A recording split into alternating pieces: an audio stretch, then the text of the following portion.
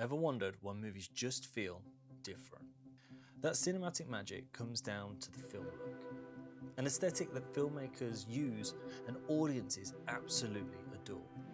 You like it so much that you're even here right now trying to work out how to get the film look from a camera that you own.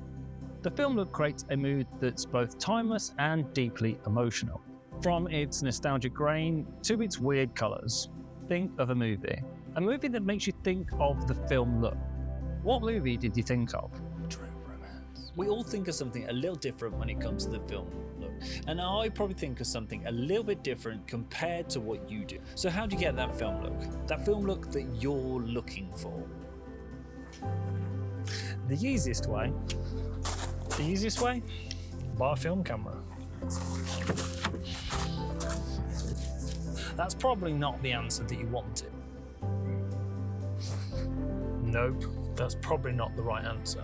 To get that film look from your camera or your phone, there's a couple of bits that you're going to need to add.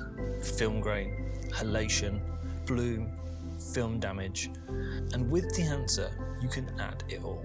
You can even recreate those weird colours of film stock, like Vision 3 500T or CineStill 800T. Add the plugin for Premiere Pro, DaVinci Resolve and Final Cut.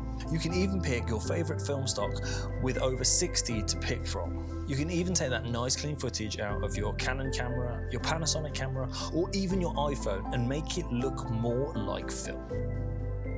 If there's one thing I can recommend, it's do your own colour adjustments. Don't just stick a film profile on it and hope for the best. This isn't what they did with your favourite movies, so the same applies here. Disclaimer, Dehancer did give me this product for free, but I'm no way obliged to make this video or even to recommend this product.